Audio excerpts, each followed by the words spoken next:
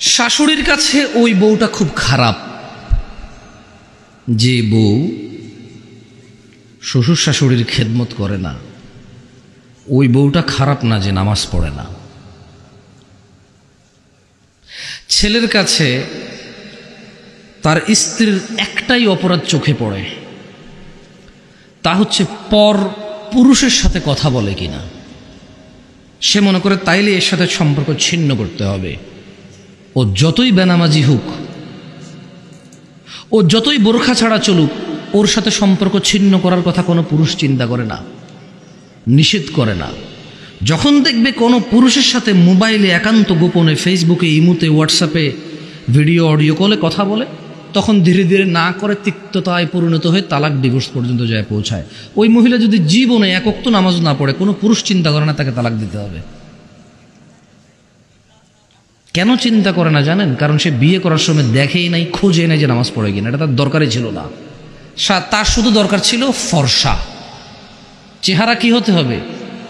ফর্সা হতে হবে। শ্বশুরের একটু ভালো ঘর দুয়ার থাকতে হবে, নাহলে সে যদি জামাই হিসেবে যায় তাকে শুইতে দেবে কোথায়? সে বিয়ের সময় তার মা বাপ বলছে, আয় রে এ জায়গায় বিয়ে করতে যাস, দুজন বন্ধু বান্ধব নিয়ে গেলে খাইতে দিবি কি, থাকতে দিবি কই? মেয়ের বাবা তো ঘর বাড়িই নাই। কি ভুল বলতেছি? হ্যাঁ, এদেশের মেয়ের বাপেরাও মেয়ে বিয়ে দেওয়ার সময় জামাইয়ের চরিত্র, আখলাক, দিনদারিতা দেখে না।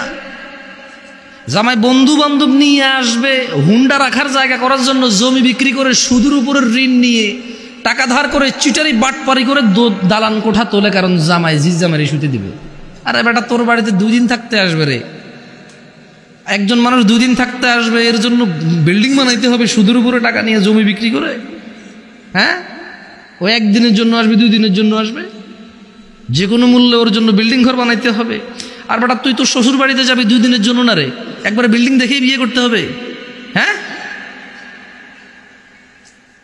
তোমার নানার কি ছিল যখন তোমার বাপে বিয়ে করছে তোমার মারে? তোমার বাপের কি ছিল? এখন মাশাল্লাহ তোমার বাপে ভালো পয়সা করে ইনকাম করে, হালালভাবে ইনকাম করে। তোমরা টুকটাক মাশাল্লাহ জায়গা জমি কিনেছো, যে রাস্তার পাশে শতক 4 লাখ টাকা করে 5 শতক 10 শতক জায়গা কিনছো, তোমার বাপে কিনছে। তোমার নানার বাড়ি তো তোমার মামারা ঘর দুয়ার তুলে সুন্দর, এখন মাশাল্লাহ পরিবেশ সুন্দর, মানে পাকাপোক্ত করে ফেলেছে সব কিছু। তোমার মাকে যখন বিয়ে করেছে তোমার বাপ কিছু ছিল না, তো কি হয়েছে? তোমার মায়ের দিনদারিতা দেখে বিয়ে করছে, তোমার নানার মান সম্মান, আখলাক, চরিত্র দেখে বিয়ে করছে, তোমার নানির দাদির সুনাম দেখে, এদের দিনদারিতা দেখে বিয়ে করছে। ভালো ছিল না ওই সময়টা? 17 রকমের খানা পাকাও তোমরা বিয়েতে। গায়ে হলুদ, এটা কার সুন্নত বলতে পারো তোমরা? গায়ে হলুদ, হ্যাঁ, কোন নবী? আচ্ছা, আল্লাহ নবী সাল্লাল্লাহু আলাইহি সাল্লাম তো আছেই, পৃথিবীর কোন নবী গায়ে হলুদ করেছে বিয়েতে? কোন সাহাবী করেছে গায়ে হলুদ? ইমাম আবু হানিফা করেছে গায়ে হলুদ। মসজিদের ইমামরা করে? কে বলছে করে না? করে। আরে হাসে কেন? মসজিদের ইমামের বিয়ে গায়ে হলুদ হয় না? হয়, হয়, হয়, হয়, কোথাও কোথাও হয়,